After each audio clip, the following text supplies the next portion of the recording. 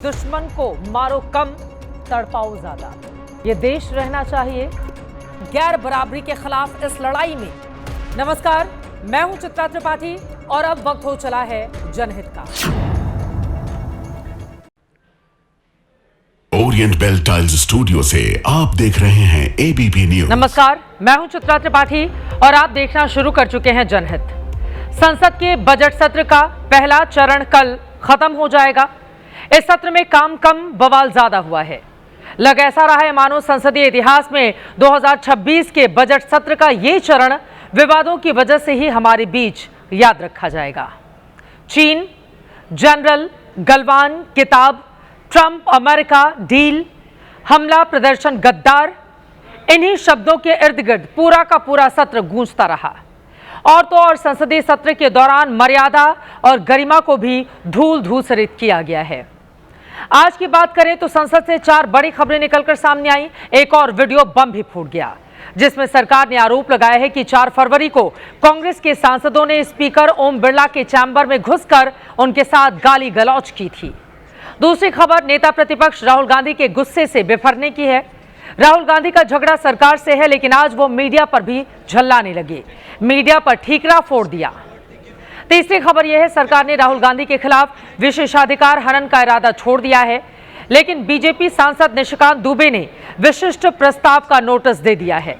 उनकी मंशा है कि राहुल गांधी की संसद सदस्यता खत्म हो जाए और उन पर आजीवन चुनावी बैन भी लग जाए। और चौथी खबर यह है कि अब कांग्रेस भी अड़ गई है कि एप्स्टीन फाइल को लेकर केंद्रीय मंत्री हरदीप पुरी के पीछे ही पड़ी रहेगी। सरकार से उनका इस्तीफा दिलवाकर मानेगी, तब तक वो लगातार इस तरह का हंगामा करती रहेगी। ये 4 बड़ी खबरें आज की आपने जान ली हैं, लेकिन सबसे पहले बात उस वीडियो की करेंगे जनहित में, जिसे लेकर सरकार ने आज देश के the grand old party Congress के संसदीय संस्कारों और राजनीतिक आचरण पर सवाल खड़े कर दिए हैं। 4 फरवरी का ये वीडियो आप जनहित में देख चुके हैं, जब कांग्रेस की महिला सांसद प्रधानमंत्री की सीट तक आ गई थी। दूसरा वीडियो भी उसी दिन का है, जिसे संसदीय कार्य मंत्री किरण रिजिजू ने आज शेयर किया। 9 सेकंड के इस वीडियो में कांग्रेस के सांसद स्पीकर ओम बिरला के चैम्बर में उन्हें घेर कर खड़े हैं, चिल्ला चिल्ला कर बातें कर रहे हैं। रिजिजू का आरोप है कि कांग्रेस के सांसद सिर्फ चिल्ला ही नहीं रहे, बल्कि स्पीकर के साथ उन्होंने गाली गलौज भी की थी। 20-25 कांग्रेस एमपीज स्पीकर के चैम्बर में जबरदस्त घुस गए, तो मैं भी दौड़ के गए कि भाई स्पीकर साहब के साथ क्या बदसलूकी किया जा रहा है। तो वहां इतना गाली गलौज किया गया। प्रियंका जी और वेणुगोपाल जी भी वही थे, उन्हीं के सामने में गाली किया है। किरण रिजिजू के मुताबिक इन 20-25 सांसदों में प्रियंका गांधी और वेणुगोपाल भी थे, लेकिन इन दोनों ने स्पीकर को गालियां नहीं दी। गालियां देने वाले दूसरे सांसद थे। अब 9 सेकंड के इस वीडियो को इसके ऑडियो समेत आपको जरूर सुनना चाहिए।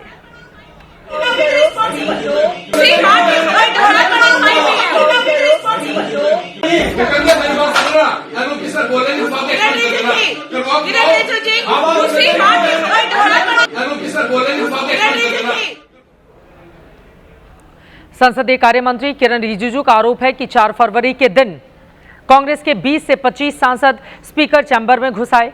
कांग्रेस सांसदों ने स्पीकर से गालियों में बात की। प्रियंका गांधी और वेणुगोपाल वहीं पर खड़े हुए थे। कांग्रेस के सांसदों ने प्रधानमंत्री को भी धमकी दी, कहा कि पीएम के साथ हम क्या करेंगे अब देखना। हालांकि 9 सेकंड के छोटे से वीडियो में ना तो कोई गाली सुनाई दे रही है, ना ही कोई धमकी, लेकिन यह जरूर समझ आ रहा है कि सब ऊंची आवाज में जोर जोर से बोल रहे हैं। वीडियो में दिख रहा है कि स्पीकर चैम्बर में अपनी कुर्सी पर बैठे हुए हैं। उनकी बाईं तरफ किरण रिजिजू सहित सत्ता पक्ष के कुछ लोग खड़े हैं, जबकि सामने कांग्रेस के सांसद हैं। वर्षा गायकवाड़ सहित 4-5 महिला सांसदों की मौजूदगी भी है, जो बोलते हुए हाथ से कुछ इशारे करती दिखाई देती हैं।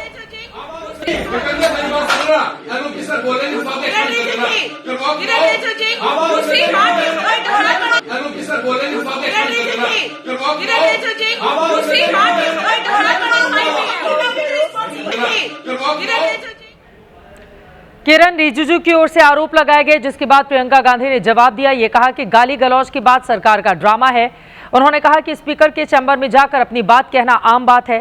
कांग्रेस के सांसद भी मर्यादा में रहकर ही अपनी बात वहां पर कह रहे थे, किसी ने गाली नहीं दी। को अब्यूज नहीं किया। कुछ एक दो एमपी थे जिनको जो थोड़े ज़्यादा नाराज़ थे, तो उन्होंने वो एक्सप्रेस किया, अपनी नाराज़गी एक्सप्रेस की, और मैंने ये भी देखा है कि मैं पीछे से इनकरेज कर रही थी, बिल्कुल झूठे में चुपचाप बैठी थी, और अंत में मैंने एक दो चीज़ें बोली शांति से स्पीकर साहब को। संसद में स्पीकर का चैम्बर भी सदन का ही हिस्सा होता है। ये पहली बार हुआ है कि जब लोकसभा स्पीकर के चैम्बर में जाकर किसी विपक्षी दल ने इस तरह का प्रदर्शन और हंगामा किया हो। 3 महीने पहले 19 दिसंबर की बात है, जब स्पीकर ओम बिरला के चैम्बर में प्रधानमंत्री मोदी और प्रियंका गांधी साथ साथ बैठे हुए चाय पी रहे थे। चैम्बर में और भी विपक्षी नेता मौजूद थे, लेकिन बजट सत्र आते आते बात इतनी बिगड़ गई, किसी कांग्रेस पर आरोप लग रहा है कि उसने स्पीकर ओम बिरला के चैम्बर में घुसकर उनसे गाली गलौज की, उनसे बदतमीजी की गई, बदसलूकी की गई। प्रधानमंत्री मोदी को भी देख लेने की धमकी देकर सारी संसदीय मर्यादा तार तार की गई। कांग्रेस का कहना है स्पीकर के चैम्बर में किसी ने किसी को उकसाया नहीं। वहीं बीजेपी ट्रैक रिकॉर्ड बता रही है कि राहुल गांधी तो कई बार अपने सांसदों को वेल में उतरने के लिए उकसाते देखे गए हैं। अगर वो सदन में ऐसा कर सकते हैं तो सांसदों को स्पीकर चैम्बर में भी भेज ही सकते हैं, और वही देखने को मिला।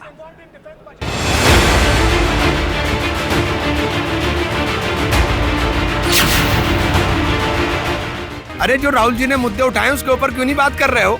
इधर उधर की बातें क्यों कर रहे हो भाई? इस तरह के कृत्यों के कारण ही कांग्रेस हाशिए पर है, और बचा कुचा भी और लगता है कांग्रेस मुक्त भारत की तरफ कांग्रेस बढ़ रही है। किरण रिजिजू को बहुत जल्दी रिजाइन करना चाहिए। सबसे अनपार्लियामेंट्री काम वो कर रहे हैं। अंदर चेंबर के वीडियोस आप पब्लिक में रिलीज कर रहे हो, तो बाकी सब भी रिलीज करो। मैंने एक सब्सटेंसिव मोशन दिया है, इनकी सदस्यता भी रद्द हो और इनको जिंदगी भर के लिए चुनाव लड़ने के लिए डिबार भी कर दिया। कल राहुल गांधी ने प्रधानमंत्री मोदी पर देश बेचने का आरोप लगाया था। केंद्रीय मंत्री हरदीप पुरी पर भी एप्स्टीन फाइल को लेकर आरोप लगाए गए, जिसके बाद सरकार ने राहुल गांधी के खिलाफ विशेषाधिकार हनन का नोटिस देने की बात कही, लेकिन आज सरकार ने यह इरादा छोड़ दिया। हो सकता है इस वजह से कि इससे राहुल को कहीं प्रचार का फायदा ना मिल जाए। लेकिन भारतीय जनता पार्टी के सांसद निशिकांत दुबे ने आज संसद में स्वतंत्र रूप से राहुल गांधी के खिलाफ एक विशिष्ट प्रस्ताव का नोटिस दे दिया। इसमें निशिकांत दुबे ने 2 मांगे रखी हैं। पहली ये कि राहुल गांधी की संसद से सदस्यता खत्म की जाए, और दूसरी राहुल गांधी के चुनाव लड़ने पर आजीवन रोक लगा दिया जाए। निशिकांत का आरोप है कि राहुल गांधी संदिग्ध हैं, उनकी गतिविधियां देश को गुमराह और अस्थिर करने वाली हैं। सोरोस फाउंडेशन के साथ, फोर्ड फाउंडेशन के साथ, यूएसएड के साथ मिलकर थाईलैंड जाते हैं, कंबोडिया जाते हैं, वियतनाम जाते हैं, यूएस जाते हैं, भारत विरोधी ताकतों के साथ किस तरह से मिले हुए रहते हैं। इनकी सदस्यता भी रद्द हो और इनको जिंदगी भर के लिए चुनाव लड़ने के लिए डिबार भी कर दिया जाए। निशिकांत दुबे के ही विशिष्ट प्रस्ताव पर दिसंबर 2023 में टीएमसी सांसद महुआ मोइत्रा की संसद सदस्यता रद्द हुई थी, लेकिन स्पीकर से गाली गलौच और संसद में झूठ बोलने के आरोपों पर जब मीडिया ने राहुल गांधी का जवाब लेना चाहा, तो राहुल गांधी मीडिया पर ही सारा का सारा दोष मढ़ने लगे। काम करा करो भाई। मतलब you're not totally employed by the BJP. At least try and do a little bit of objective stuff. You know, it gets really shameful. It's too much. Don't you think? One second. You're responsible people. You're media people. You have a responsibility to be objective. You can't just take a word they give you, right, every day, and then run your whole show on that. You're doing a disservice to this country. Are you not able to recognize that? Rahul Gandhi देश के नेता विपक्ष हैं, media के सवालों का सामना करना चाहिए। मीडिया अगर कोई तीखे सवाल जो आपको सूट नहीं करते हो वो पूछ ले, तो उल्टा मीडिया को ही समझाने के लिए नहीं बैठ जाना चाहिए। फिलहाल इसके बाद शाम को राहुल गांधी ने एक वीडियो जारी किया, जिसमें सरकार पर देश और देश के किसानों को बेच देने के आरोप लगाए। ये भी कहा कि उन्हें किसी मुकदमे या किसी भी संसदीय कार्रवाई का कोई डर नहीं है। मोदी जी ने देश को बेच दिया है, किसानों को बेच दिया है। आप मेरे ऊपर केस डालो, गाली दो, जो भी आपको करना है करो, प्रिविलेज मोशन डालना है वो डाल दो, कोई फर्क नहीं पड़ता। मैंने पार्लियामेंट हाउस में सच्चाई बोली है। आपको सच्चाई अच्छी नहीं लगे वो दूसरी बात है, देश सच्चाई को समझता है। आप कुछ भी करना है कर लो, मैं किसानों के साथ खड़ा हूं, 1 इंच पीछे नहीं हटूंगा। राहुल गांधी का बयान बताता है कि वो पीछे हटने को तैयार नहीं। इससे इतना तो साफ है कि ट्रेड डील पर टकराव लंबा खिंच सकता है। कल फिर संसद में सरकार और विपक्ष में तनातनी तय है। संसद का और वक्त खराब होना भी तय है और पैसे की यानी कि आपके और हमारे टैक्स के पैसे की बर्बादी होनी भी तय है। अब क्या स्थिति बनेगी, हर एक खबर जानकारी आप तक पहुंचाते रहेंगे। खबरों में आगे बढ़ते हुए, क्या बाबरी मस्जिद के बहाने देश में सांप्रदायिक माहौल को बिगाड़ने की कोशिश की जा रही है? कल तो मस्जिद निर्माण की बात कही गई, लेकिन आज अब मस्जिद के नाम पर यात्रा तक निकाल दी गई। पश्चिम बंगाल के मुर्शिदाबाद में मस्जिद निर्माण को लेकर हुमायूं कबीर गुरुवार को सड़क पर उतर आए। उन्होंने अपने समर्थकों के साथ एक पदयात्रा की। बताया जा रहा है हुमायूं ने कुल 285 किलोमीटर लंबी यात्रा निकालने की योजना बना ली है। हालांकि सुरक्षा कारणों का हवाला देते हुए प्रशासन ने यात्रा को लंबा चलने की अनुमति नहीं दी। नतीजा, पहले दिन ये यात्रा केवल 20 से 22 किलोमीटर तक ही सीमित रही। स्पष्ट नहीं है कि आगे की यात्रा के लिए हुमायूं कबीर प्रशासन से औपचारिक अनुमति लेंगे या नहीं, लेकिन इस यात्रा ने बंगाल से यूपी तक राजनीतिक माहौल गर्मा दिया है। हुमायूं कबीर सुबह करीब 500 समर्थकों के साथ इस बाबरी यात्रा पर निकले। 50 के आसपास कारों का काफिला था। यात्रा के दौरान हुमायूं कबीर कभी बाइक पर चढ़ते दिखे, कभी पैदल चले। वैसे मेन रोड पर जब यात्रा का जुलूस निकल रहा था, तब बाइक पर सवार ज्यादातर हुमायूं समर्थकों ने सिर पर हेलमेट नहीं लगा रखा था। खुद हुमायूं भी साफा बांध कर निकले हुए थे ताकि कैमरे में उनकी फोटो साफ साफ दिखाई दे और पहचान में आ पाए कि यही हुमायूं कबीर हैं। हुमायूं ने अपनी इस यात्रा को राम मंदिर निर्माण की यात्रा से जोड़ दिया, ये कहते हुए कि राम मंदिर के निर्माण का विरोध नहीं हुआ, ऐसे में अब मस्जिद का भी विरोध नहीं होना चाहिए। इंडिया को मुसलमान को भी मैसेज दे रहा है और मुस्लिम को भी मैसेज दे रहा है, उनको भी बधाई दे रहा है जो उनको राम मंदिर हुआ में मुसलमान लोग कोई विरोध नहीं किया, लेकिन मेरा को मस्जिद बनेगा कोई विरोध नहीं होना चाहिए, यही मैसेज दूंगी। सवाल इस बात का है कि क्या हुमायूं कबीर 90 के दशक वाली राम जन्मभूमि मंदिर निर्माण यात्रा की तर्ज पर बाबरी यात्रा की प्लानिंग तो नहीं कर रहे। साल 1990 में बीजेपी के नेता लालकृष्ण आडवाणी के नेतृत्व में सोमनाथ से अयोध्या तक की यात्रा निकली थी। बिहार में आडवाणी जी को गिरफ्तार किया गया। उसके बाद बीजेपी का सियासी ग्राफ देश भर में बढ़ गया था। कहीं ऐसा ही हुमायूं कबीर के दिमाग में तो नहीं चल रहा। वैसे हुमायूं कबीर के इस बाबरी यात्रा को लेकर बीजेपी भी हमलावर है और विपक्ष भी उनसे सवाल पूछ रहा है। देश का मुसलमान कंस्ट्रक्शन करने वाले लोगों के साथ है, डिस्ट्रक्शन करने वाले लोगों के साथ कतई नहीं है। जो देश तोड़ते हैं हम उनके खिलाफ हैं, जो देश बनाते हैं हम उनके साथ हैं। भाजपा यात्रा निकाल रहा है, जो भाजपा कहेगी वही करेगा। सरकार इसको अरेस्ट क्यों नहीं कर रही है? भारतीय जनता पार्टी की साजिश को समझे और इनके बहकावे में न आए। भाजपा के प्रति इस वक्त चुनाव पूरा उनके रुख में है भाजपा के, तो ये सारे मूवमेंट लेड बाय ये सारे उन्हीं के उकसाए हुए हैं। तो इससे समझ में आ रहा है कि भाजपा 100% इस बार कोलकाता में अपनी सरकार बना पार्टी बी की तरह काम कर रहे हैं। बाबरी के नाम पर मस्जिद का विरोध हो रहा है। बीजेपी से लेकर विपक्षी दल भी हुमायूं कबीर पर गंभीर आरोप लगा रहे हैं। यहां तक कि बाबरी मस्जिद के विरोध में विश्व हिंदू रक्षा परिषद भी विरोध करने मैदान में है। लखनऊ में 2 दिनों से संगठन के कार्यकर्ता मुर्शिदाबाद जाने की कोशिश में हैं। पुलिस उन्हें रोक रही है। संगठन की ओर से हुमायूं कबीर का पुतला भी फूंका गया, नारेबाजी भी की गई। असल में विरोध मस्जिद का नहीं बल्कि बाबरी के नाम का है और विरोध इसलिए भी है क्योंकि बाबर कोई पीर फकीर या दार्शनिक नहीं था। बाबर आक्रांता था, लुटेरा था, आतताई था। उसके हाथ हिंदुओं के खून से रंगे हुए थे। मंदिर तोड़कर बाबर ने मस्जिदें बनवाई थीं। अयोध्या में 500 सालों के इंतजार के बाद भगवान राम का जो भव्य मंदिर बनकर तैयार हुआ, इसी बाबर की वजह से भगवान को सालों तक टेंट में रहना पड़ा था। दशकों की कानूनी लड़ाई के बाद दूध का दूध पानी का पानी हुआ। भगवान राम का अयोध्या में भव्य राम मंदिर बना। अयोध्या में जहां भगवान राम का मंदिर था, उसे तोड़कर बाबर के कहने पर मस्जिद में बदल दिया गया था। और इतना ही नहीं, संभल में जिस जामा मस्जिद को लेकर पिछले कुछ समय से बवाल है, वो मस्जिद नहीं थी बल्कि दावे के मुताबिक एक वक्त में हरिहर मंदिर हुआ करता था। इसी बाबर के समय मंदिर को मस्जिद में बदला गया था और ये बातें कोई हवा हवाई कतई नहीं है। 1932 में छपी किताब हिस्ट्री ऑफ अयोध्या के पेज नंबर 150 से लेकर 152 तक लेखक लाला सीताराम लिखते हैं कि साल 1528 में जाने माने फकीर फजल कलंदर के कहने पर बाबर ने अपने सिपह सालार मीर बाकी को हुक्म दिया कि राम जन्मस्थान को तोड़कर मस्जिद बनाए। 17 दिनों तक हिंदुओं से लड़ने के बाद मीर बाकी मंदिर में घुसा और मंदिर की सामग्री से ही मस्जिद बनवा दी गई। 1990 में इतिहासकार सीताराम गोयल ने अरुण शौरी, हर्ष नारायण, जय दुबाशी और राम स्वरूप के साथ मिलकर किताब लिखी।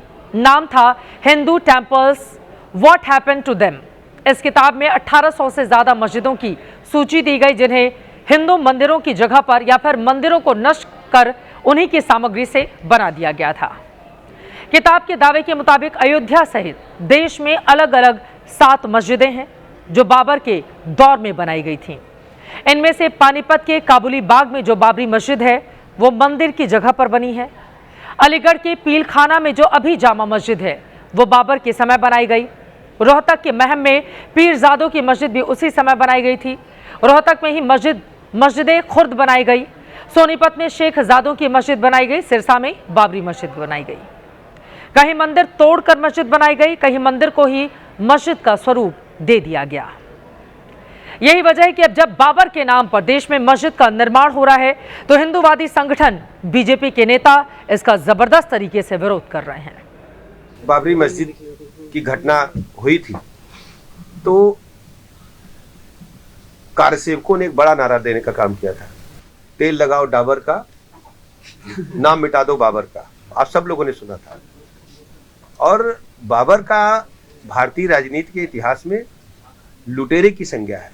कोई ऐसा योगदान नहीं जिसे याद किया जाए जो इस प्रकार का महिमा मंडन करते हैं। भी इमारत देश में पहले तो बनेगी नहीं, कोई बनाएगा तो वो टिकेगी नहीं। और यह देश राम भक्तों का है, श्री कृष्ण भगवान के भक्तों का है, शिव भक्तों का है, बाबर के भक्तों का नहीं। मस्जिद बनाने का विरोध नहीं, लेकिन बाबर के नाम पे मस्जिद बनेगी तो उसका विरोध है। भारत का इतिहास बताता है कि आजाद भारत में कभी बाबर के नाम पर किसी ने भी मस्जिद बनाने की कोशिश नहीं की। बाबर के नाम पर कहीं मस्जिद की ना तो आधारशिला रखी गई ना उसका निर्माण किया गया, लेकिन पश्चिम बंगाल में मौजूदा वक्त में ये किया जा रहा है। आज देश को मैं हिंदुस्तान की जो असली बाबरी मस्जिद है उसके बारे में भी जानकारी देने जा रही हूं। ये जो वीडियो आप टीवी स्क्रीन पर देख रहे हैं यह हिंदुस्तान का असली और पहला बाबरी मस्जिद है। मस्जिद के बाहर लगे शिलालेख पर बकायदा बाबर का नाम लिखा गया है। साल 1526 में पानीपत की लड़ाई में इब्राहिम लोदी को बाबर ने हरा दिया था और उसी विजय के प्रतीक के तौर पर काबुली बाग नाम से मस्जिद का निर्माण करवाया गया। 1528 में मस्जिद बनाई गई। 500 साल बाद आज भी ये मस्जिद संरक्षित है, सुरक्षित है और ASI के अधीन भी है। बाबर मुगल वंश का संस्थापक था, उसी ने भारत में इसकी नींव रखी। हालांकि खुद बाबर लंबे समय तक राज नहीं कर पाया, लेकिन बाद में इसी बाबर के वंशज ने हिंदुस्तान पर राज किया, राज करते रहे। बाबर इतना ज्यादा क्रूर था कि वो युद्ध जीतने के बाद विरोधी सैनिकों की खोपड़ी को जमा करके मीनार और टावर बनाकर गर्व महसूस करता। साल 1527 में बाबर ने खानवा का युद्ध जीता। राणा सांगा को हराने के बाद ही उसे गाजी की उपाधि दी गई। राणा सांगा को हराकर मुगल साम्राज्य को उसने मजबूत किया। फिर 1528 में उसने चंदेरी का युद्ध जीतकर मेदिनी राय को हराया था। राजपूत महिलाओं ने अपना जौहर किया था। इतिहास को अपने दर्शकों के सामने रखना इसलिए जरूरी है ताकि आप जान सकें कि ये बाबर जो क्रूरता की हद तक जाता था, आप इसकी क्रूरता से वाकिफ हो सकें, क्योंकि इसी बाबर के नाम पर पश्चिम बंगाल में मस्जिद का निर्माण किया जा रहा है।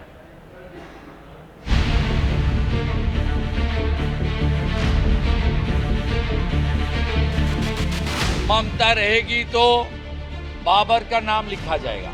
हुमायूं, वायसी, ये सब मौसाद आएगा तो बाबर का नाम लिखा जाएगा। किसी लुटेरा के नाम पर कोई मस्जिद बनाने का प्रयास करें, भारत विरोधी मानसिकता के साथ अगर किसी प्रकार का कोई इस प्रकार की हरकत करेगा, वो कतई बर्दाश्त नहीं होना चाहिए। क्या बाबरी मस्जिद की बात कर रहे हैं? मस्जिद है, मस्जिद बनाओ भाई, मुसलमानों को जहाँ जाके नमाज पढ़े। ये उनके एजेंट हैं जो ये बाबरी मस्जिद का नारा दे रहे हैं ना आज वेस्ट बंगाल में, ये एजेंट है बीजेपी के। जो लोग विदेशी आक्रांता बाबर के नाम की जो बाबरी मस्जिद बना रहे हैं वो ध्यान रखें कि नींव थोड़ा गहरी खोदिएगा, क्योंकि तुम्हारे लिए वो मस्जिद तो नहीं बनेगी लेकिन तुम्हारी कब्र जरूर बनेगी।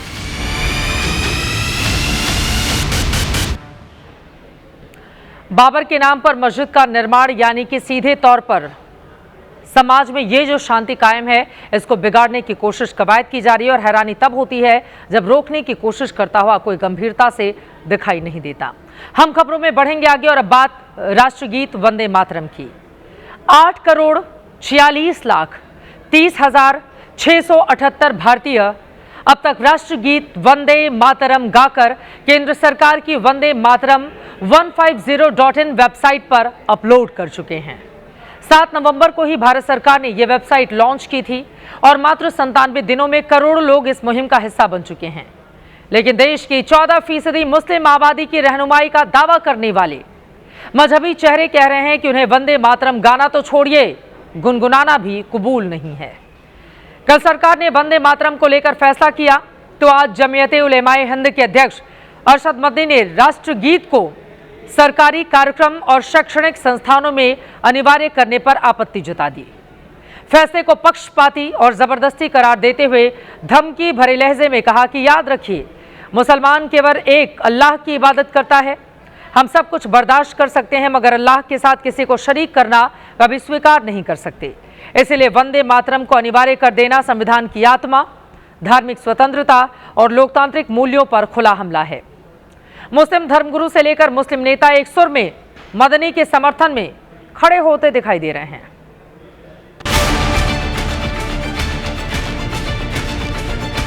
किसी को जबरन ये बोलना कि आपको ये बोलना ही पड़ेगा, ये गलत है। वंदे मातरम हम कहेंगे, लेकिन वो आगे के जो स्टांजाज हैं, 4 स्टांजाज, 5 स्टांजाज, वो हम नहीं मने बोलेंगे। चलो चलते हैं मिलकर सरहद पर जान देते हैं, बहुत आसान है कमरे में वंदे मातरम कहना। इस गीत से क्या हमारी इंडस्ट्री पे कोई फर्क पड़ने वाला है? क्या महंगाई कम होने वाली है या नौकरियां मिलने वाली हैं? जिन पंक्तियों में राष्ट्रगीत के अंदर माँ दुर्गा, ये हमारी आस्था से टकराती है। ये हम प्राण तो दे सकते हैं लेकिन अपनी आस्था के साथ समझौता नहीं कर सकते।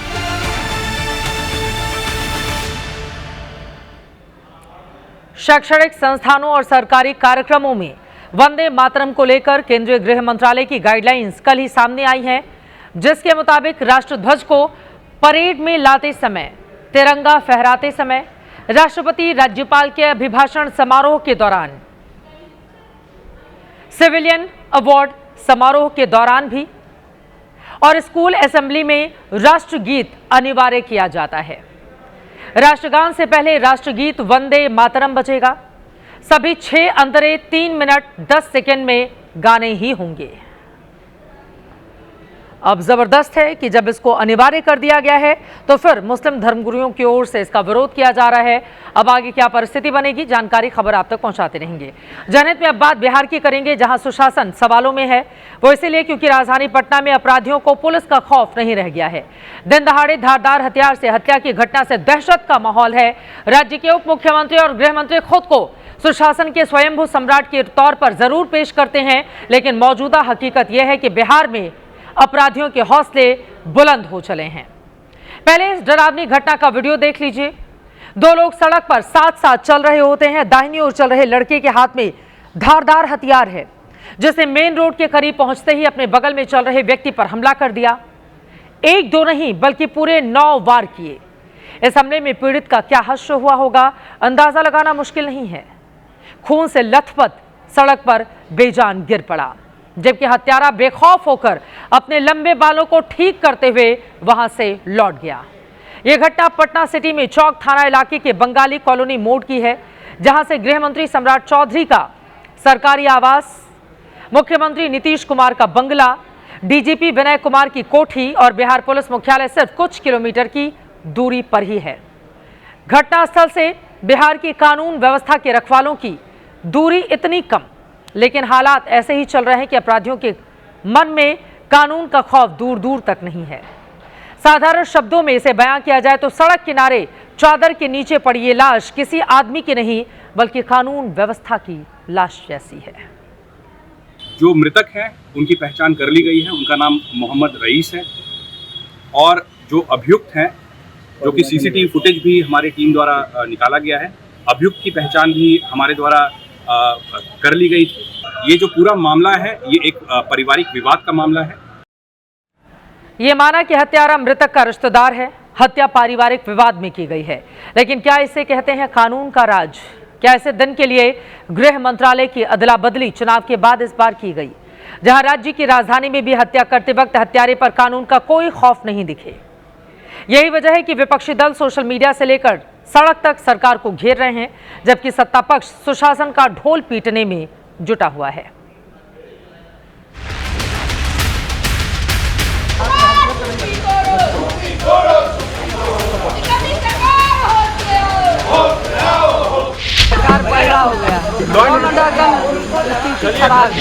बिहार के अंदर कानून का राज है और किसी अपराधी की हिम्मत नहीं है कि अपराध करके वो बच जाएगा।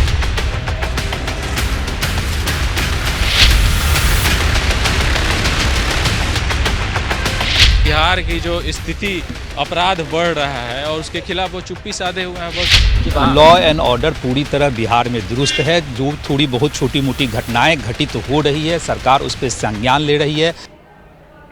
आगे बढ़ेंगे और अब वक्त हो चला है आज के जनहित स्पेशल का। बांग्लादेश में आम चुनाव के लिए वोटिंग खत्म हो गई है, जिसमें करीब 48% मतदान हुआ है। बैलेट पेपर पर हुए चुनाव के बाद अब वोटों की गिनती जारी है। चुनावी नतीजे आज रात से आने शुरू हो जाएंगे, लेकिन बांग्लादेश के चुनाव सिर्फ बीएनपी और जमाते इस्लामी के बीच नहीं हुए, बल्कि भारत और पाकिस्तान के बीच भी हुए हैं। बांग्लादेश में जिसकी भी सरकार बनेगी उससे यह तय हो जाएगा कि बांग्लादेश में भारत जीता या पाकिस्तान। बांग्लादेश चुनाव को कवर करने के लिए एबीपी न्यूज की टीम ग्राउंड जीरो पर मौजूद है। बांग्लादेश चुनाव पर हमारी ये जनहित स्पेशल रिपोर्ट आपको जरूर देखनी चाहिए।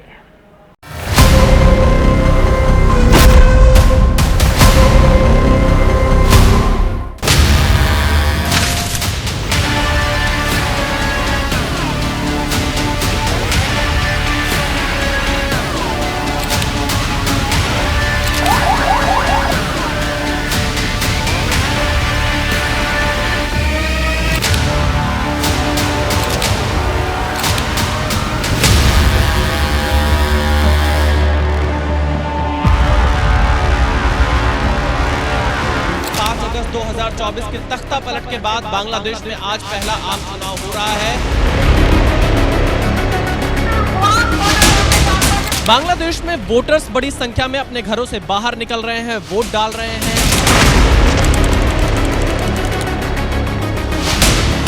माशाल्लाह बहुत अच्छा है।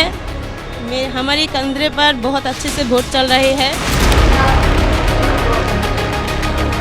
ढाका में पोलिंग बूथ के बाहर लंबी कतारें इस वक्त नजर आ रही हैं।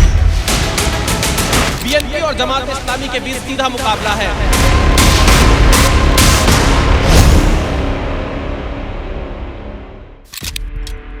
तख्ता पलट के बाद बांग्लादेश में पहली बार नई सरकार चुनने का मौका मिला, तो बांग्लादेश की आवाम पूरे उत्साह के साथ पोलिंग बूथ पर अपनी पसंद की सरकार चुनने के लिए उमड़ पड़ी। इस वक्त मैं बांग्लादेश की राजधानी ढाका में मौजूद हूं और ढाका में पोलिंग बूथ के बाहर लंबी कतारें इस वक्त नजर आ रही हैं। मतदाता इंतजार कर रहे हैं अपनी बारी की और ये ढाका का गुलशन 2 बूथ है जहां पर इस वक्त हम मौजूद हैं और बांग्लादेश के मतदाता 13वें आम चुनाव में मत देने के लिए इस वक्त लाइन लगाकर खड़े हुए हैं। बांग्लादेश की आवाम ने आज सिर्फ नई सरकार का चुनाव नहीं किया है, बल्कि भारत और पाकिस्तान में से एक का चुनाव भी किया है। लगातार 4 बार से चुनाव जीत रही शेख हसीना की पार्टी अवामी लीग इस बार मैदान में नहीं थी, इसलिए बांग्लादेशी अवाम के पास चुनाव के लिए सिर्फ 2 ही ऑप्शन थे। पहला ऑप्शन बांग्लादेश नेशनलिस्ट पार्टी जो भारत के पक्ष में है और दूसरा ऑप्शन जमात इस्लामी जो पाकिस्तान की साइड पर है। बांग्लादेश में मुख्य लड़ाई बीएनपी और जमात इस्लामी, जो दो अलग अलग गठबंधन है, इन दोनों ही गठबंधन के बीच बताया जा रहा है। बीएनपी यानी जिसका नेतृत्व तारिक रहमान कर रहे हैं, इस समय खालिदा जिया के बेटे हैं। दूसरी तरफ जमात इस्लामी का नेतृत्व शफीकुर रहमान के पास है, जो कि 15 महीने जेल में रहकर कुछ ही दिनों पहले बाहर आए थे। जमात इस्लामी पर लंबे समय से बैन था, चुनाव नहीं लड़ सकती थी, वो चुनावी प्रक्रिया में हिस्सा नहीं ले सकती थी। लेकिन शेख हसीना के तख्ता पलट के बाद जहां बीएनपी इस चुनाव का हिस्सा बनी है, वहीं जमात इस्लामी भी इस चुनाव का हिस्सा बनी है। बांग्लादेश का भविष्य आज बैलेट बॉक्स में बंद हो चुका है और अब जैसे जैसे बैलेट बॉक्स खुलेंगे वैसे वैसे बांग्लादेश की किस्मत का फैसला होगा। लेकिन रुझान क्या इशारा कर रहे हैं, ये भी देखना दिलचस्प है। पॉली मार्केट प्रेडिक्शन के मुताबिक बीएनपी गठबंधन की जीत के 88% चांस है, जबकि जमात गठबंधन के चांस सिर्फ 12% है। कुछ पोल्स में बीएनपी गठबंधन को 200 से ज्यादा सीटें और जमात को 40 से 60 सीटें मिलने का अनुमान है। कुछ पोल्स में बीएनपी को 44% और जमात गठबंधन को भी 44% वोट मिलने का अनुमान लगाया गया है। लेकिन ये सिर्फ अनुमान है, असली फैसला तो बैलेट बॉक्स में बंद हो चुका है। इट्स बीएनपी और जमात। Who is going to form a new government in Bangladesh? I hope BNP. मैं पर्सनली चाहती हूँ BNP जीते, but everything is so unpredictable here. So whoever wins, Tariq Rahman बहुत अच्छे एक इंसान है। टोटल डेवलपमेंट ऑफ बांग्लादेश, जो भी लीडर हो वो हमारे लिए काम करे, वो आम जनता के लिए काम करे। हमारी जो देश में अस्थिरशील जो सिचुएशन है स्टेबल हो, अनस्टेबल सिचुएशन स्टेबल हो। बांग्लादेश के चुनाव में भारत वर्सेस पाकिस्तान के बीच कड़ी टक्कर है, इसलिए भारत और पाकिस्तान दोनों देशों की बांग्लादेश चुनाव पर पैनी नजर है। बीएनपी ने कहा है कि अगर उनकी सरकार बनी तो भारत के साथ ग्रेट अपॉर्चुनिटीज होंगी। बीएनपी तारिक रहमान कह चुके हैं कि आपसी समझदारी से दोनों देश सहयोग करेंगे। भारत पहले से बीएनपी से संपर्क बढ़ा रहा है। खालिदा जिया की मौत पर पीएम मोदी ने शोक संदेश भेजा था। कभी पाकिस्तान की तरफ झुकी बीएनपी अब खुद को उदारवादी पार्टी दिखा रही है, जो भारत के लिए बेहतर है। एबीपी न्यूज ने भी पोलिंग बूथ पर वोट डालने आए बांग्लादेशियों से पूछा कि वो भारत से कैसे रिश्ते चाहते हैं, तो उनका जवाब सुनिए। जो सिचुएशन अभी है इंडिया के साथ, हमारे थोड़ा सा जो खिटपिट है वो सब ठीक होना चाहिए। अच्छे सिचुएशन होना चाहिए, अच्छे रिलेशन होना चाहिए, since India is our neighbour country. हम दुआ करते हैं सब समय मिल मिस के चले सब देश के लोग। India is our family, so India is our neighbor, so we should, I come from a business family, so we should do business with India, and India has been very supportive of Bangladesh. जो situation अभी है India के साथ, हमारे थोड़ा सा जो खिटपिट है वो सब ठीक होना चाहिए। अच्छे सिचुएशन होना चाहिए, अच्छे रिलेशन होना चाहिए, since India is our neighbour country. तो एक तरफ बांग्लादेश में बीएनपी है जो अगर जीती तो भारत की जीत मानी जाएगी, लेकिन दूसरी तरफ पाकिस्तान दुआ मांग रहा होगा कि जमात इस्लामी जीत जाए, क्योंकि जमात इस्लामी पाकिस्तान की बहुत करीबी है। क्योंकि जमात इस्लामी बांग्लादेश, जमात इस्लामी पाकिस्तान से ही निकली है। 1971 की लड़ाई में जमात ने पाकिस्तान का साथ दिया और बांग्लादेश की आजादी का विरोध किया था। शेख हसीना के तख्ता पलट के बाद पाकिस्तान की आईएसआई और जमात के छात्र विंग के संबंधों का आरोप लगता रहा है। इसीलिए आज सिर्फ बांग्लादेश में नई सरकार के लिए वोट नहीं पड़े हैं, बल्कि चुनाव के नतीजे ये भी बताते हैं कि क्या बांग्लादेश वापस पाकिस्तान की गुलामी में जाना चाहता है या उसे आजाद करवाने वाले भारत पर दोबारा भरोसा जताना चाहता है। It is a turning point, and we are waiting for that point. Inshallah, people demand change, they desire change. We also desire the change. Bangladesh के चुनाव भारत के लिए मोमेंट ऑफ ट्रूथ है। बीएनपी की जीत से कुछ बैलेंस और रिश्ते सुधारने की संभावना ज्यादा है, जबकि जमात का मजबूत प्रदर्शन बांग्लादेश को पाकिस्तान की तरह झुका सकता है। अब बांग्लादेश की आवाम ने बैलेट मेकर दिया है कि उसे भारत से दोस्ती चाहिए या पाकिस्तान से।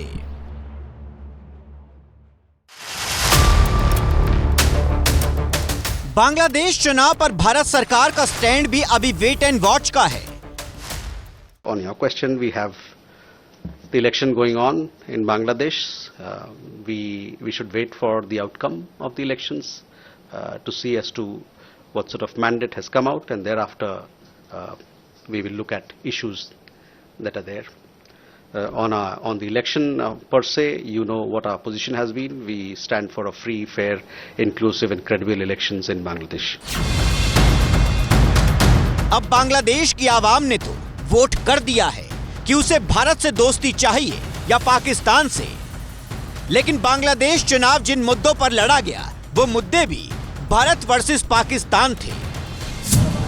एक तरफ बांग्लादेश में पाकिस्तान से आजादी के प्रतीकों, शेख मुजीबुर की प्रतिमाओं और धरोहरों को नष्ट किया जा रहा था, और दूसरी तरफ बांग्लादेश के 10% हिंदुओं को डराया जा रहा था, मारा जा रहा था, धमकाया जा रहा था। और इस सबके बीच बांग्लादेशी हिंदुओं ने वोट डाला है।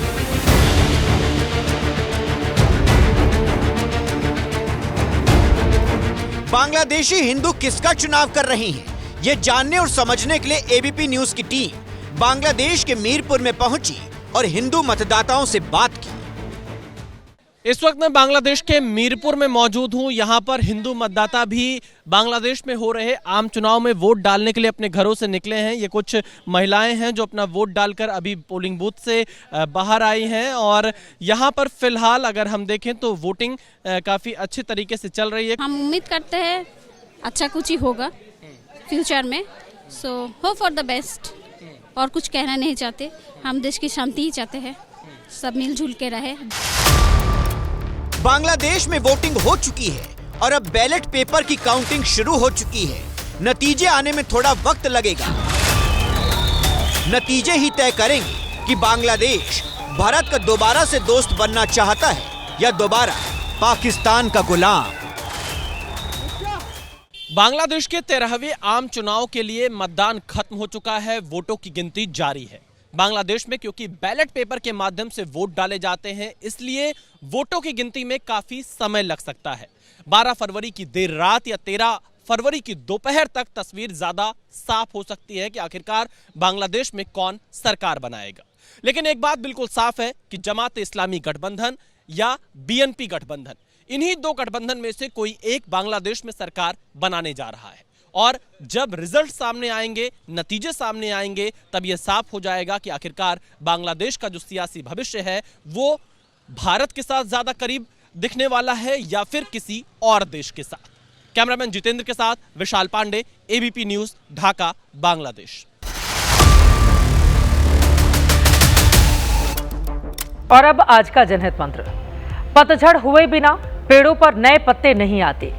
बिल्कुल वैसे ही कठिनाई को पार किए बगैर अच्छे दिन भी नहीं आते। इसी के साथ जनहित में आज के लिए बस इतना ही।